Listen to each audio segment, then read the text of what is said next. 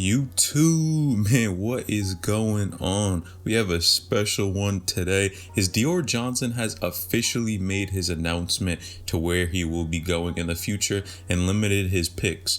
Now, this is really interesting. You guys know Dior class of 2022. This guy is a monster, man. He's a super efficient guard right now. This dude attends Centennial High School, but he's been to a number of different high schools, you guys know, and even AAU teams as well. At one point, he attended Saugerties, which is a school in New York. He was at Mayfair with Jay Gupp at one point. This dude has been all over. Oak Hill. At IMG, he was going to play, but ended up getting an injury. So he really has been at the top programs in the country and may have not stayed there for long, but he definitely had enough talent to get there. Now, in addition to this, he is ranked very highly in the class of 2022. He's definitely a top 2020 pick.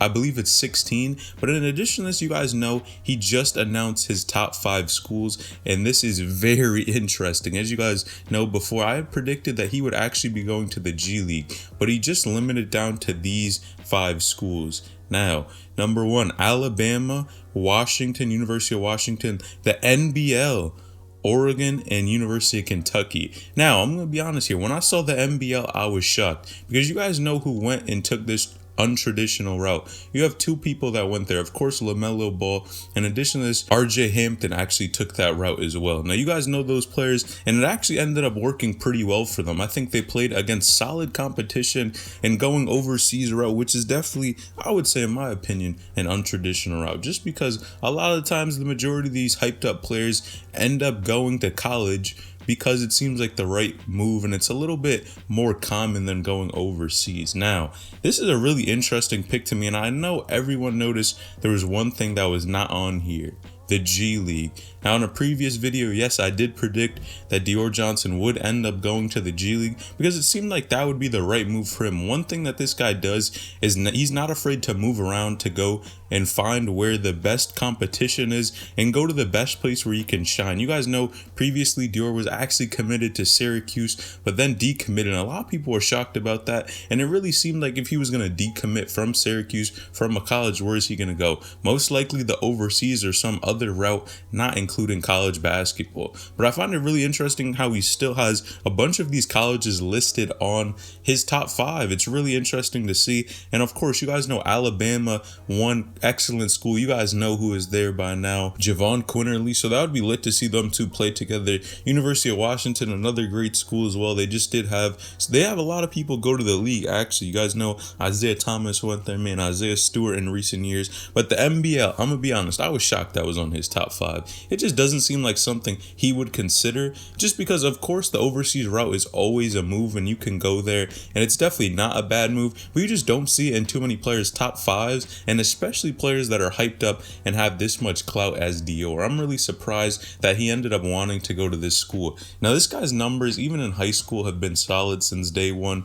Dude really is a bucket and loves to get his teammates involved, and he really shines on the AAU circuit. I think that's one place where he really picks up a lot of offers, and you guys know he had offers from a ton of schools before this. Now, next, Oregon, of course, excellent school. Man, they actually have a great team. You guys know they always have a great program. And lastly, University of Kentucky. Now, you guys know John Calipari has been getting a lot of heat from a lot of different fans. People don't think he is the best coach, but you guys have to look at his record and see that he gets players from college to the NBA. That's what he does. Always has talent coming through the door. So that would be really interesting to see Dior Johnson actually play for Kentucky. I think that would be another great spot for him. But again, I'm really shocked that he does not have the G League at least on his top 5 list. It really seems like the place that he would go, because Dior seems like he's an opportunist. He seems like someone to go where the best opportunity is for him. And man, a lot of players coming out of high school want to get the bag. They want to get paid,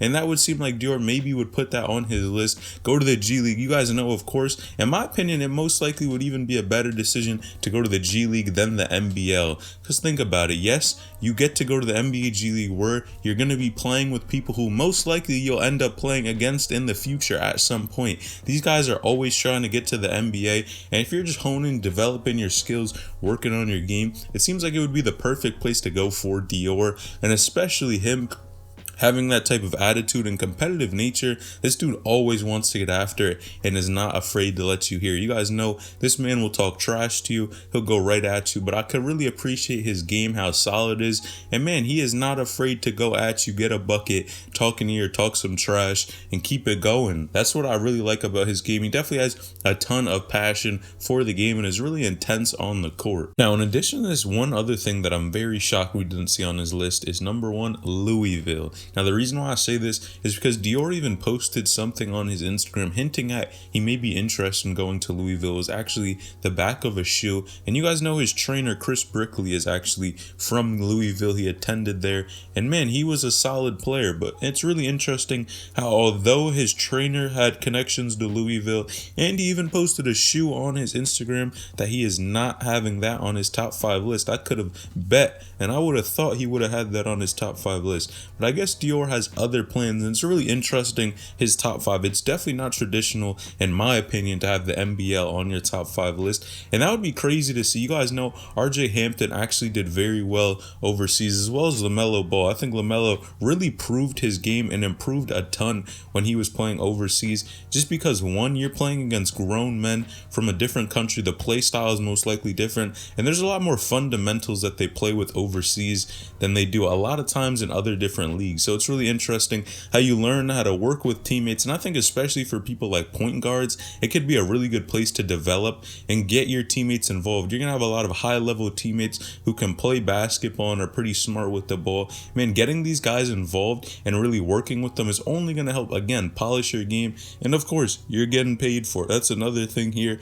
But it's really interesting that he does actually and is actually considering that NBL spot. I'm very surprised about that. Now, one of the biggest things that we're going to have to wait for is how Dior's game really translates at the next level.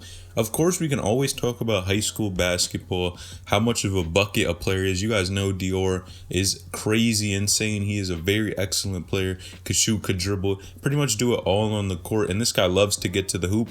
But we have to look at how his game will translate. Now, Dior is not the tallest player out there, and I think that's one thing that may be an issue coming up at the next level. But to be honest, in EYBL and in any of the leagues that he's played in, height really hasn't been too bad for him. This dude is able to use his speed and his IQ to get to the hoop with really no issue. I gotta be honest here. This guy is very crafty with the ball and really has a ton of talent and a ton of skill. That's why he can play against a lot of these taller defenders and he's still able to score and put up a ton of numbers, which is really good for someone who's not crazy tall. Of course, Dior is probably about 6'2", maybe 6'3" at this point, and I think that could be an issue here, but man, his game is pretty solid. And I think it will translate over pretty well to that NBA level or professional level, wherever he ends up going, and especially the college level as well. I think it will translate. But man, I gotta be honest, it's crazy to see his top 5. I was not expecting that at all. But let me know in the comments down below, were you guys expecting that, or were you expecting a completely different list? I was definitely shocked when we saw that. But let me know in the comments down below, how good of a player do you think this dude is? How is he gonna fare in college or overseas? And especially, is he gonna be able to make it to the NBA? Let me know in the comments down below. Man, make sure you like this video, subscribe to the channel, and turn on post notifications to get a new notification every time I upload a new video. All right, it's Ellen H, and I'm out.